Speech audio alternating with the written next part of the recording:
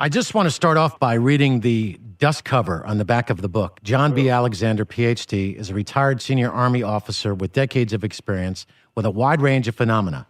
Traveling to all 8 continents, he's encountered events that defy common explanation. He has met with shamans in the Amazon, the Himalayas, the Andes, East and West Africa, and northern Mongolia, and it goes on from there. And I went to your site, johnbalexander.com, and you are all over the place. You're just one of the most amazing people I've ever seen in my entire life. I thought I was worldly, but you really are a Renaissance man. Thank you. And your books are terrific. You have UFOs, Myths, Conspiracies, and Realities. And then the latest one is Reality Denied. Correct. And as I'm going through the book, I don't even know where to start. You're covering a little bit of, I guess, mentalist stuff where they're bending steel, out-of-body experiences, near-death experience, remote viewing. And, of course, the UFO topic is part of this whole thing. So why don't you tell us what the most popular subject, when you interact with people, what's the main topic that people want to talk to you about? I couldn't even begin to address that. 2 major ones. One's UFOs. Another one probably would be near-death experiences or post-mortem communication. Yeah. And the reason is that so many people have had experiences, far more than most realize. I mean, we guess that probably 10% of the population have seen what they believe to be a UFO. And similarly, you have probably 8% of the adult population, meaning over 18, who have had NDEs or, spontaneous events of some kind. Not to mention that everybody has anomalous events. Many people don't acknowledge that, but, simple things like precognitions of what's going to happen and that sort of thing. Yeah, or intuition. And I could give you an example of that. When my daughter was really sick, she was about 4 or 5 years old, and my wife didn't know what was bothering her. She gets to the door of the bathroom, and she doesn't even make the toilet. She urinates right there. And as my wife is asking what's wrong with my daughter, the voice of my mom, who passed away a couple years earlier, is clear as day. She's got pneumonia in my mom's voice. And I tell my wife, I go, my mom says, I heard her voice as plain as day. She's got pneumonia. We take her to the doctor. She has pneumonia. So these things do happen. Premonition and, the intuition. You got that feeling. Do you think when it comes to the near-death experience or this out-of-body experience, is it more of a physical relationship with the chemical reactions that are going on in the brain, or is something really happening? Well, now you've asked about 5 questions there, actually. Well, the short answer is something else.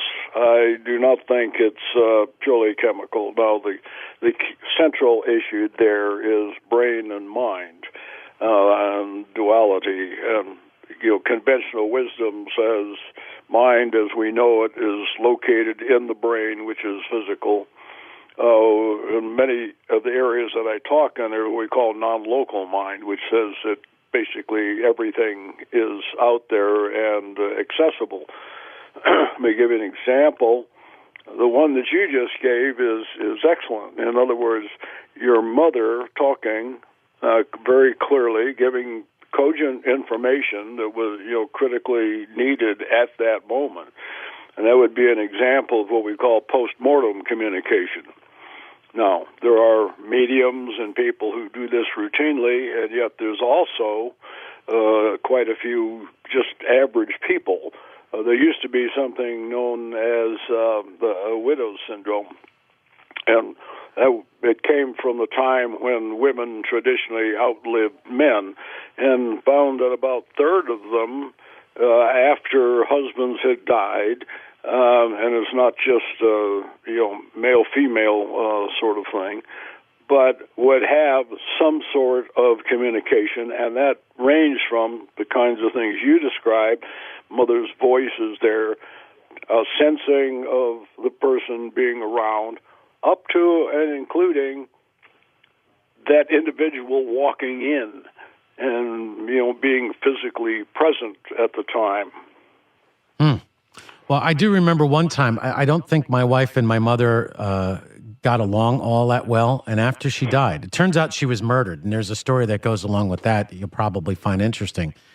My dad gave her what he thought was my mother's ring. And my wife put it on. And one day, my wife feels a push down the stairs. And she falls down. And as she hits the bottom, the ring pops off.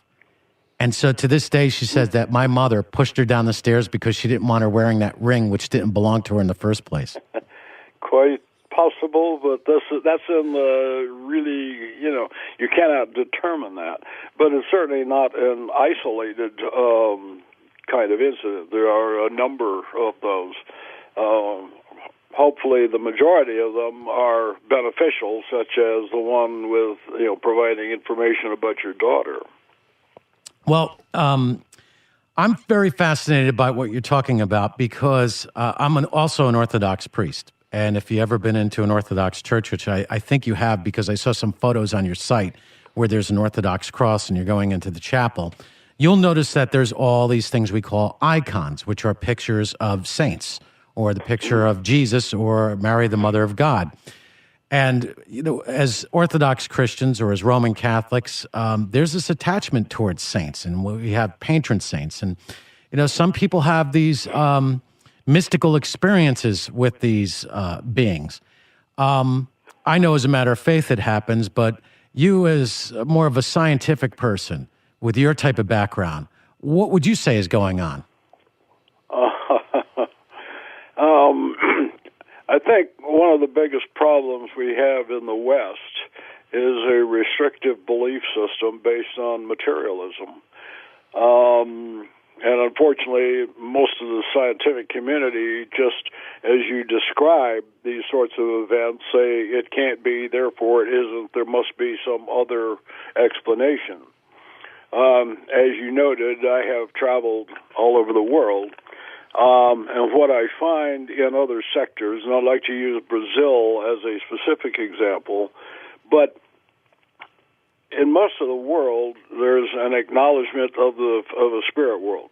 In the West, if we do that, we look at the spirit world and the real world, the one that we're talking in right now, as if they're separate and distinct.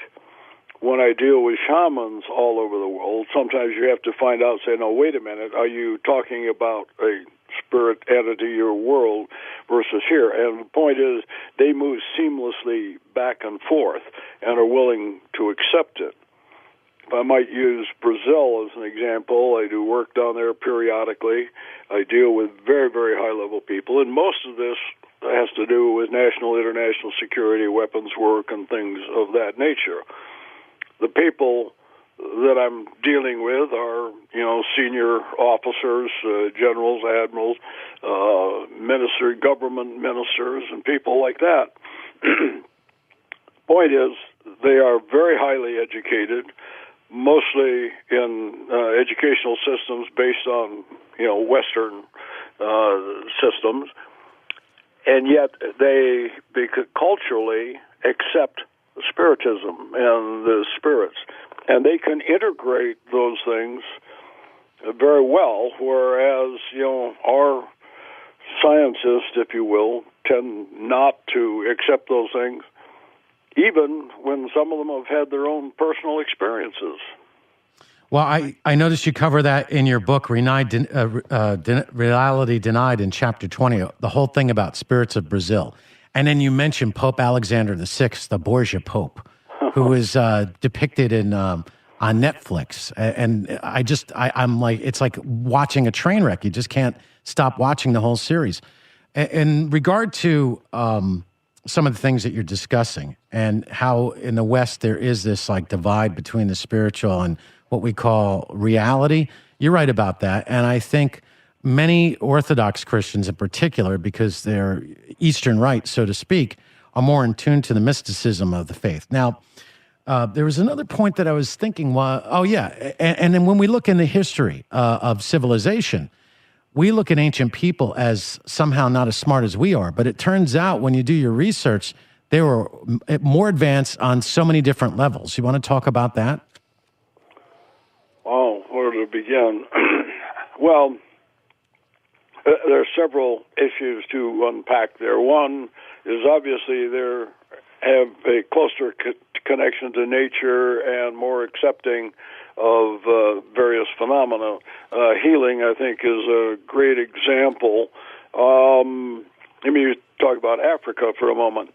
In the U.S., we have several, number of doctors per 1,000 people in the country. When you're in Africa, you run into areas where you have one healthcare practitioner, not necessarily a doctor, for 10,000 people. The point is that they need alternatives, and so many of these medical practices that have come forth are just based on necessity.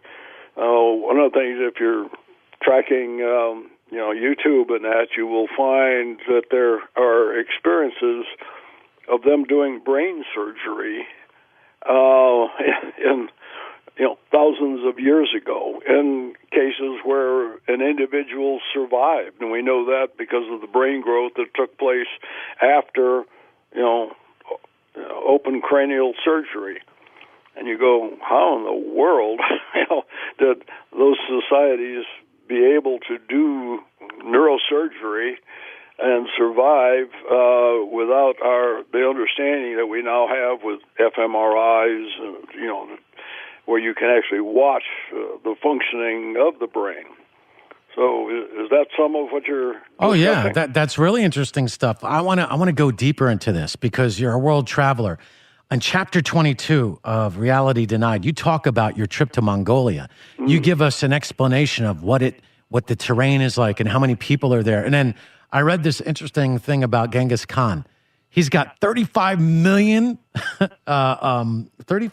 descendants or direct descendants. Right. How did he find time to do all of that? I'm just kidding. Well, hey, it started a long time ago. And, there is something about rape, pillage, and burn that as they conquered it, one of the things he did was sire a lot of progeny, and they have gone out. It is very, very prevalent in the area. He's still revered along with some of the more notable descendants. But this is what conquerors did. And obviously impregnated a lot of people, and then it spread exponentially. Well, yes, I mean you're exactement on that. Back to this though, this whole Genghis Khan character and the people of Mongolia. I remember watching John Wayne as Genghis Khan. I thought that was a really bad job. I'm like, no. I just don't. I don't agree with how he's being depicted in this movie. But much like Africa, you talk in your book how the population might be, I think you were saying something like 3 million. Am I right about that? I don't know how many people, but it's a huge area. It's the size of... In Mongolia? Yeah. No, that is the least densely populated country in the world. It's 3 times the size of France. And yet has a population of about 3 million, of which half of them live in Ulaanbaatar, the capital itself. Now, you also remember the topography varies greatly because you have, and we were right up on the mountains in the Siberian border, great forested areas. We talk about traveling over glaciers and whatnot, getting in there. To the south, you have the Gobi Desert, which is almost totally unpopulated. But it's a phenomenal country. I'd highly recommend it to people that want to go. Now, we went, I think it was August, September, and by October of the year, we're far enough north, you cannot even get into these areas. What you didn't mention is travel. I gained great respect Toyota Land Cruisers, which is what we're using. We had flown to Maroom, which is about 2 to 3 hours west of Ulaanbaatar. Got a car, and there was a paved road, and we started north for about an hour. All of a sudden, they turned left, and it was like driving through the Rockies without a road. We didn't even see a gravel road for another couple of weeks. And when we had traveled as far as you could go there, then we had to go by horseback in. So these are really, really remote areas, and they still exist. Of course, what we were doing was, as the book indicates, and we talk about the shamans there, and again, a lot of this has evolved because of minimal contact with the outside world. Although some, it was one of the things the Chinese have done. Well, I was reading somewhere that long ago, a Roman legion got lost in somewhere in Mongolia or China. And to this day, you have people that look Chinese but are blue-eyed and have blonde hair. Do you know anything about the lost Roman legion? No, that one I am not familiar with. But legions did get lost in a few areas. I know there are some in Africa that went out and just totally disappeared. See, that's kind of cool stuff when you think about it. Yeah. Or if you get to the modern times, during the Vietnam War, we've always heard stories about soldiers from the United States disappearing into the country, and they might be alive to this day, just living in Vietnam. Well, in my example, people might not know, I was a Special Forces, a Green Beret commander up on the Cambodian border, but down in the Delta. And there were reports periodically of round eyes, as they call Yes. them, who were traveling with the VC. And these were not folks who had been captured. Some of them may have been back the days when the French were fighting there. But yeah, you have ethnic splits in many areas of the world. I find that so interesting. Let's move over to some other things that are part of your book, like remote viewing and psychic spies. Seems like a lot of people are interested in that. I know I am. How does remote viewing work? 25 words or less. As long as it takes. Yeah, no. The easiest answer is I don't know, and there are a number of models that have been set up. The early ones thought it was some sort of electromagnetic frequency that we don't understand. Basically, so the people are knowing, what happens is you have an individual who is in a room, and from the spying, they're given a target, and they go out and make a mental connection with it. Now, the problem comes in when you start perturbating time, meaning that you're doing precognitive and retrocognitive remote viewing, and don't know how to do that. There's an example that I use from Princeton in the book, and this is one in which an individual was going to be traveling to what was then Czechoslovakia, and the remote viewers were given the task of finding out what that person was going to be observing. And the point was the target had not even been selected, let alone viewed, at the time that the individual, a day later, went and selected the target and whatnot. So how is it that one can, provide accurate information about a site when that site hasn't even been selected? I want to put a cautionary note, and I get in trouble with the remote viewing community here, and my point is sometimes it works. This is not like 100%, although you'll hear some ridiculous claims like that, but sometimes accurate data are generated, and that's the key issue. there's a signal-to-noise problem. One we don't understand is why is it accurate sometimes and not others?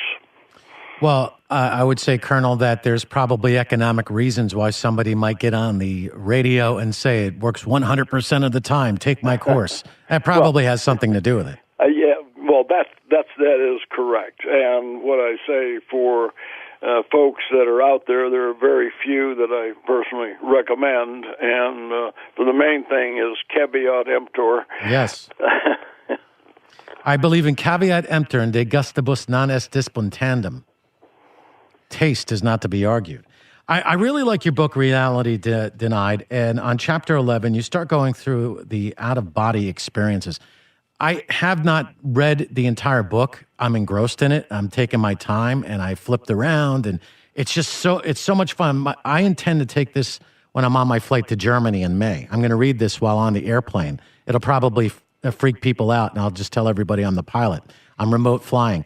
But seriously, have you ever yourself had an out-of-body experience? No, actually. Well, very minor. And I say partial, and I was working with sensory deprivation at the time, and had some very unusual experiences. Are you familiar with sensory deprivation tanks? Yes, I'm familiar with that. I'm also familiar with being the parent of a newborn at one time, so you get deprived of sleep, and you start seeing things. Yeah. So anyway, I was in a tank and had that. Having said that,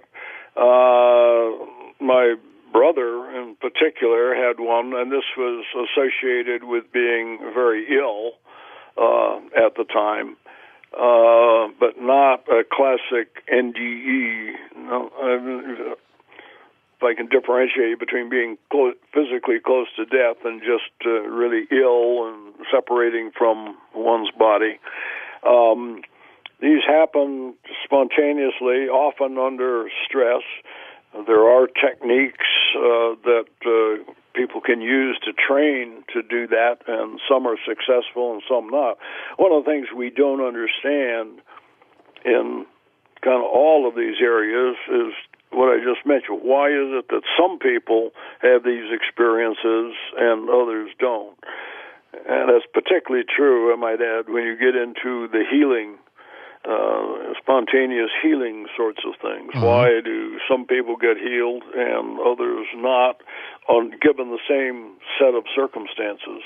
Well, I would just say that's part of the miracle of life. And if you are a person of faith, you know exactly why you were healed. And maybe you don't know why you're not healed. I mean, it's just one of those things. Let's move on to UFOs and some other secret stuff that's going on throughout the world. I don't know if you're how much you know about this, but I've been hearing a lot about Antarctica. What's going on down there? It's cold. Actually, it's warming up. It's getting close to summer area. I do not put any faith in the notion of UFOs in Antarctica on that. Having said that, from a pragmatic standpoint, for anybody who can go, it is a phenomenal trip. The amount of wildlife will surprise you considerably. But as for underground bases and things of that nature, I read that literature, and I put it in, okay, if you believe. But okay.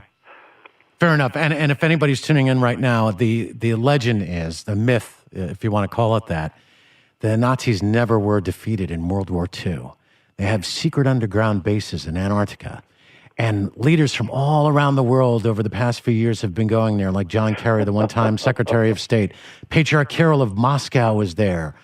Former President Obama, I think, did a trip to Antarctica. Honestly, Colonel, I'd like to go to Antarctica myself for the reasons that you stated, to see the glaciers and the penguins and the whales and the various other wildlife. It is fantastic. And sailing, even on some substantial cruise ships, it's one thing you're on maybe the 10th or 12th deck looking up at the iceberg and then say, and 90% of this is below. Yeah. And the proverbial tip of the iceberg is for real. Yeah, let's highly recommended. Let's talk more about UFOs. I mean, you have a book called UFO Myths, Conspiracies, and Realities. And any person that's, I guess, sort of interested in UFOs or knows the story by watching the History Channel or listening to the radio, we all hear about Roswell. Can you tell us what happened? Well, this is where I get into lots of trouble. Oh, I'm a troublemaker, so go for it. But, I come down against. There was an event that happened. In my view, it was ours. Now, Right. I have some friends who I highly respect who say no, that it was, in fact, a crash that took place. What I say in the book is that I think it was an event that what you have to remember is the time. We're talking 1947. We have a nuclear weapon. The Soviet Union does not, but we know that they're working on it. And in short, I think what we had was a sensor system that was being developed that would tell us when they popped their first nuke. Because from a geostrategic standpoint, that changes the equation dramatically. And it's a little complex. It is explained there, but what we needed was a system that took a lot of metal, very fine metal, up into the air, very high altitude. Contrary to popular belief, the materials that are described from Roswell did exist at that time, meaning they had things that you could deform and called metal with a memory would return to the original configuration. That was important because of winds in the upper atmosphere at 60 to 80,000 feet are severe and would deform this thing that was going up. It was impervious to heat, extraordinarily light, and all of that. I also point out that Jesse Marcel Jr., who was the son of Jesse Marcel, who was the major who supposedly picked up the material, he and another individual that we believe did have their hands on it were presented with a series of thin film material. And each one of them went over and said, this is what I saw, or like it, and it definitely did exist at the time. Okay. And there could have been a disinformation campaign going on for whatever reason? Oh, for whatever, as you know, my second career was Los Alamos National Laboratory, and during that time frame, they were doing a lot of truth and reconciliation, where people were admitting to experiments that was done, and I knew a number of the scientists and watched their interviews. Every one of them started the interview by saying it was a different time. And one of the problems now for people who weren't old enough to live it and actually understand what was going on, do not understand the Soviet threat at that time. You know, going to school, we did learning duck and cover, thinking that an attack might be imminent. The beginning of the Cold War was, a very, very different time, and almost hard to imagine by folks today, particularly young folks today, cannot envision that world. We're speaking with John B. Alexander, a retired colonel, PhD, the author of Reality Denied. You were talking about the Cold War. Colonel, how close were we to World War III? Well, at times it got pretty squeaky. Certainly the Cuban Missile Crisis was one. One of the concerns, of course, was miscalculation on the parts. Having said that, we also had situations where we had a lot of surrogate wars.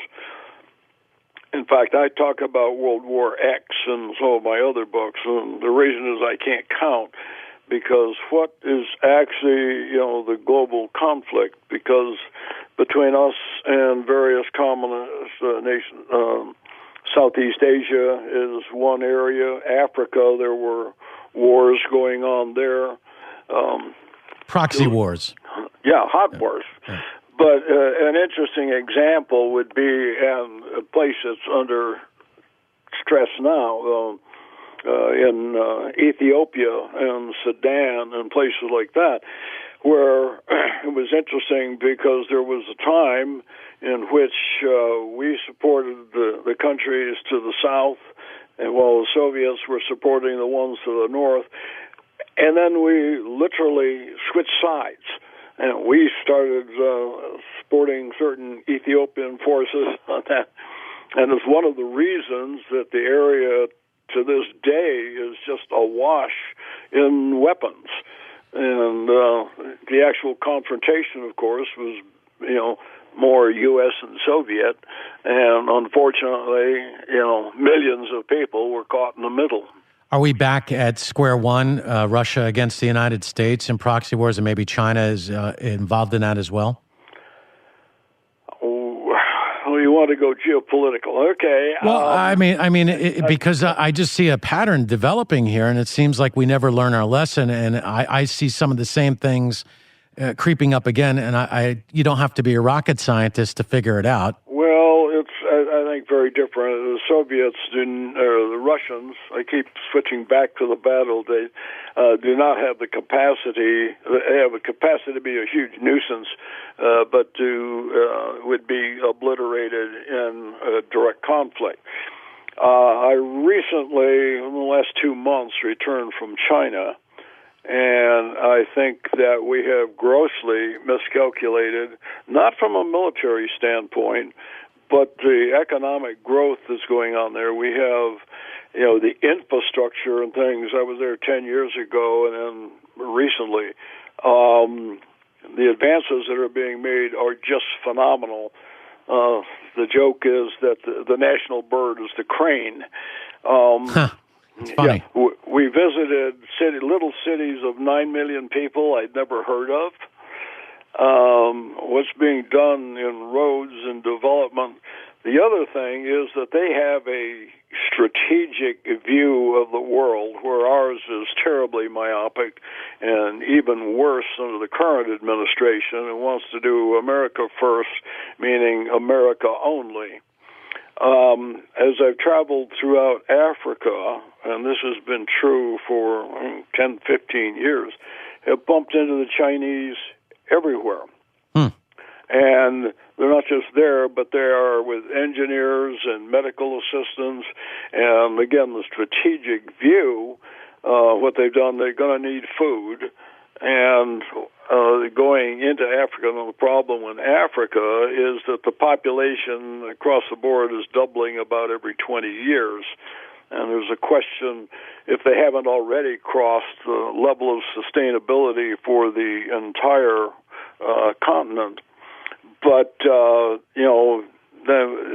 putting in infrastructure, roads, resources, in South Sudan, for instance, building roads and pipelines, and the pipelines go out towards to the sea, and the point is to move oil, because with an emerging population, their energy requirements are going up. But they are making tremendous advances in that. Another thing that to watch is the advances in science and education. Have a friend who was very senior scientist and had been with CIA, the head of life sciences for a while, and he had spent several years actually in China with the Chinese Academy of Sciences. The particular area was in fMRIs, monitoring of the brain. And the reason for being there is that they were probably on par with anything being done in this country. And that's a while back. And they have, as I say, have a strategic view. Current controversy, of course, in the South China Sea, with them building islands out there. I frankly thought it was a rather innovative approach, but we're looking at it as freedom of the sea. And one of the issues is the territorial waters that they claim. And, interactions between there and Indonesia and the Philippines and Vietnam, etc. So your analysis... I don't think we're going to fight them. I would say that we'll most likely not fight them, but well, you never know. The point is, you don't. You say, why not? You don't shoot your best customer, which is us. And remember, Walmart in particular has, the amount of trade that is done with them exceeds trade between the U.S. and most countries, and that's just one company. And we enjoy our cheap crap, so we don't want that to go away. We want to be able to have our iPhones and things like that. Oh yes, yeah, and they can do it, but China is going to challenge economically, and they are rising very fast. There's a few concerns as to, but their middle class, for instance, has expanded greatly. And there are certain things, advantages to a directed economy, which they have done, and they don't always play fair in international trade, but I think that can be worked out. But they are playing the Pacific Rim. When we withdrew from the TPP, remember, China saw that as a great advantage, and we tend to forget that all of the west coast of South America is on the Pacific and part of that trading partnership. Well, one of these days we'll have to talk about some strategies that we might consider here in the United States. Let's move over to space for a second. You bring up China. I know that they're exploring the moon right now. We were supposed to go back. Do you have any idea why we haven't gone back to the moon? And also, while we're on the subject, I really get annoyed when people say that the whole space exploration and our NASA program and Apollo program to the moon was faked. Well, that's nonsense. Yeah, I get really, I find it offensive. As you know, I am personal friends with several of the Apollo astronauts. As Edgar Mitchell used to say, "Gee, I thought I was there." No, that definitely went. Part of it is cost. What folks don't realize is that during the time of the Apollo moon project, that we were spending about 4% of the national budget on space exploration. Right now, that's down to about 0.4%. That's ridiculous. That's horrible. The money is not there. I think we have ceded it to private industry. To China is reaching out. Now, having said that, you may know that I worked here for Bob Bigelow, who owns Bigelow Aerospace. And if you look at the work of Elon Musk and Bezos and all of them, what you're seeing is a tendency towards civilianization of the effort. Now, Burt Rutan is a friend of mine. If you don't know aerospace, he's kind of legendary. But one of the things he did, and I had the privilege to be there at the Mojave Space Flight Center when he put Mike Melville into space. And the point was that was the first effort. It was supported by George Allen to put a civilian into space using totally civilian resources. And the point was that in order to do that, he had built Spaceship One. Spaceship Two is now out, and I see that Branson has talked about, by Christmas taking civilians up as tourists. But what they did is we're moving towards civilization of space, and you see these private companies that are, frankly accelerating. Musk has talked about Mars missions, and you probably do Moon as an intermediary. The guy I worked for here for a while when NIDS, National Institute for Discovery Science, was operating, has Bigelow Aerospace. And what they're working on is habitats that, can be occupied. Now, there's a lot of reason for doing that other than just tourism. There's many things you can do from an engineering perspective in a microgravitic environment. But having watched this over a few years, I can say they have been moving at lightning speed compared to, say, NASA. Although they do now have some NASA contracts. When Bert was doing his, he built Spaceship One, the White Knight, which was a plane to lift it up because you want to launch from being in space, 2 independent rocket designs and the command and control structure, and did that all for $25 million or less. Nice. And the point was NASA couldn't do the paperwork for $25 million. That is true. It's a behemoth of a bureaucracy. But I think we could always take more of our money that we have in our pots and give it to NASA so that we can further space exploration. If people don't think it's important, then I guess they can just give up their smartphones and stop driving around using navigation systems in their cars, things like that, right? Well, there are a host of derivatives from, Tang to space blankets to all sorts of things that have directly impacted your life. And you're exactly right on, like the navigational systems. We have, entire galaxies of satellites that are up there that, coordinate these sorts of ventures. That's right. And not to mention the fact, I understand that there's helium-3 on the moon, which if we brought it back in canisters, would really give us a lot of energy that we could use throughout the country and throughout the world, really. Is there any truth to that, or am I just repeating some sort of fairy tale? That's not one I would likely go along with. I do think there are efforts that have been done, such as in zero-point energy and whatnot, that bear watching. And certainly renewables ought to be at the top of our list just to save the planet so we have some place for the youngsters to live in. But one of the big issues, of course, is battery technology. There are things that can be done, but storage of energy has been a critical issue. Mm-hmm. And the long pole intent often is storage and batteries, but there are tremendous advantages or advances that are being made there as well. Yeah, the technology's come a long way, and we have issues that require renewable sources of energy and resources.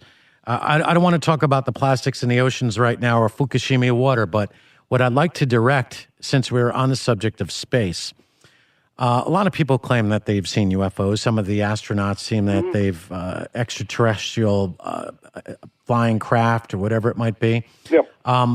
There's a couple things that run through my mind. It could be interdimensional beings. It could be demons. It could be actual aliens from other parts of the solar system or the galaxy, I guess I should say, or the universe. Mm-hmm.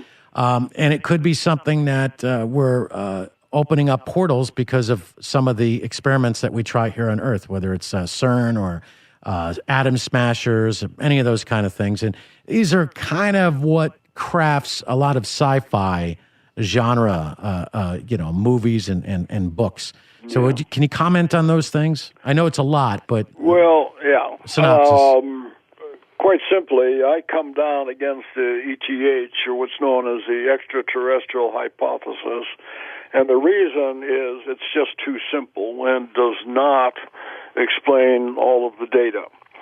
Now, which I think you're aware of here, and you've alluded to some of the possibilities, and that is that we have had reports of interactions between humans and sentient non-human beings throughout the entirety of human history in every culture.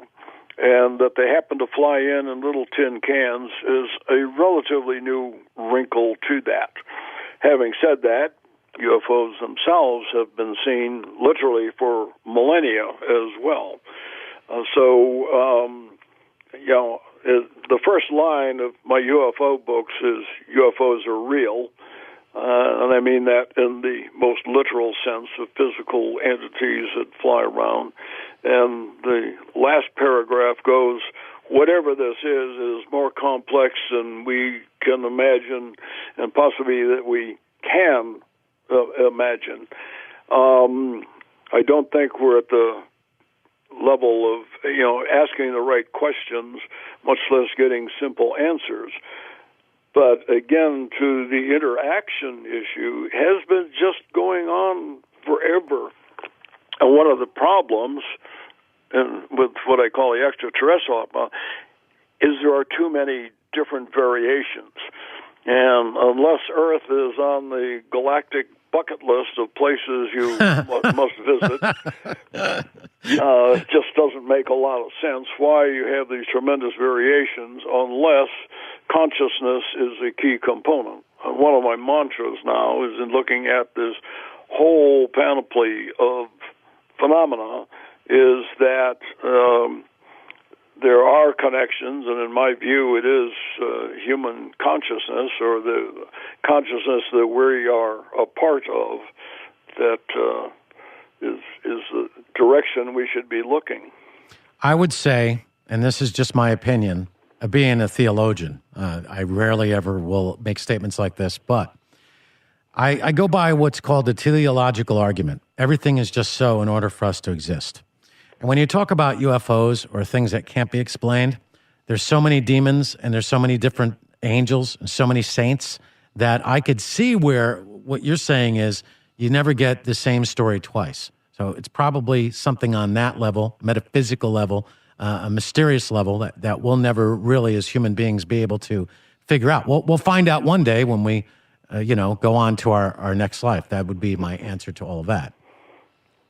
Well, I will mention something we haven't discussed in near death. In my view, the continuation of consciousness beyond bodily life or death is just, the evidence is overwhelming in favor. And we're talking about physical evidence that consciousness continues.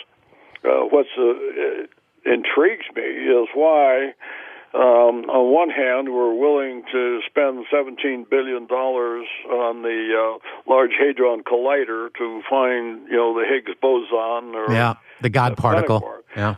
And on the other side, when you get into studying consciousness or continuation of consciousness, what ought to be of interest to 100% of the population, because you're going to get a chance to check it out, we do almost no research in that.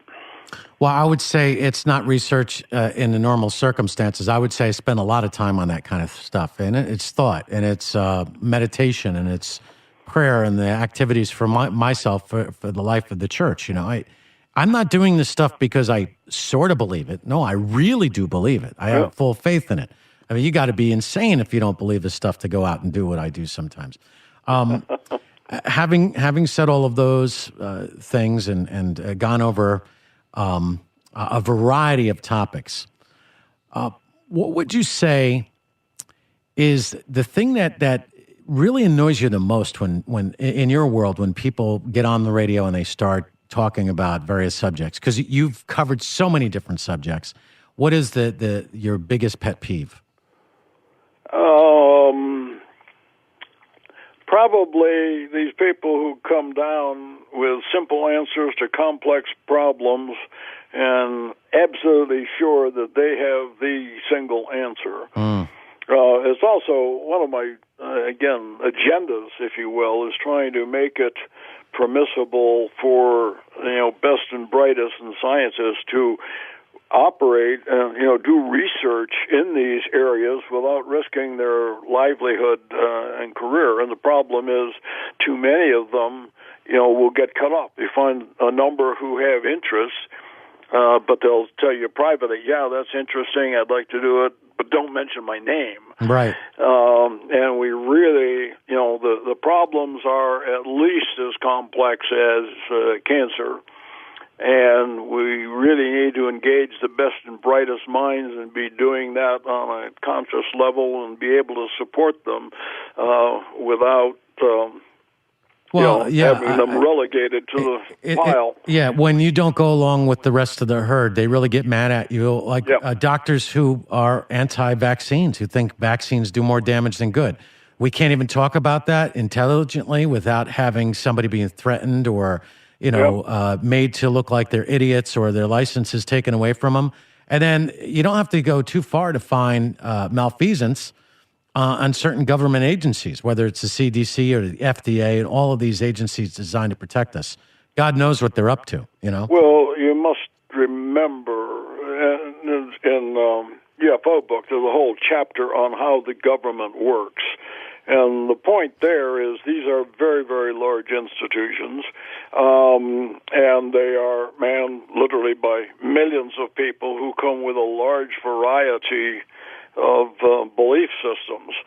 And one of the things I note is there's a tremendous difference between institutional responsibility and individual interest. And so that's why some of these small projects get going. And also at times get killed.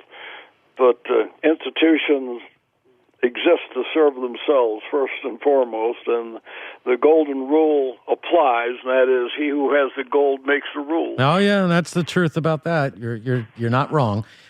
You worked at Los Alamos, and you were doing all kinds of, I guess, different projects over the years. I've often heard it said that the technology that we see that's being deployed by the military is about 50 years behind. Do you give us an idea of how far advanced we really are in relation to what we think we are? Yeah, well, I would not agree with that. I mean, that's been, I've seen that quote quite popular. Actually, a better example, my last job in the military, I was the director of advanced system concepts for what was then the laboratory command. So I was dealing with these advanced technologies. One of the things that you mentioned bugs me, I had all of the tactical directed energy, which include lasers and high-powered microwaves and all of that. And I keep seeing these briefings coming out. And I remember about a decade ago, I was at Special Operations Command and had a briefing from their chief scientist, who happened to be both a SEAL and an astronaut. Whoa! Very unique combination, who had been up. And he gave this briefing, and I got him afterwards, and he was talking about the use of lasers and microwaves and whatnot. And I said, what I don't understand is I gave that same briefing 30 years ago, and not a lot has changed. You know, it's always right around the corner and whatnot. And now there's certainly advances in, you know, sensor systems and precision munitions and things of that nature. But I think the transition, a lot of it, you know, civilian technology is moving at a really fast pace, and so I don't see that much. A few of the areas and applications, but I think economics are driving the civilian applications, and where most of the research, quote, government research, is really contracted out. Well, It's in the civilian sector and does transition far more quickly than it used to. Well, I do appreciate you taking the time to talk about Reality Denied and some of the topics that are covered. It's a marvelous book. I can't wait to finish it.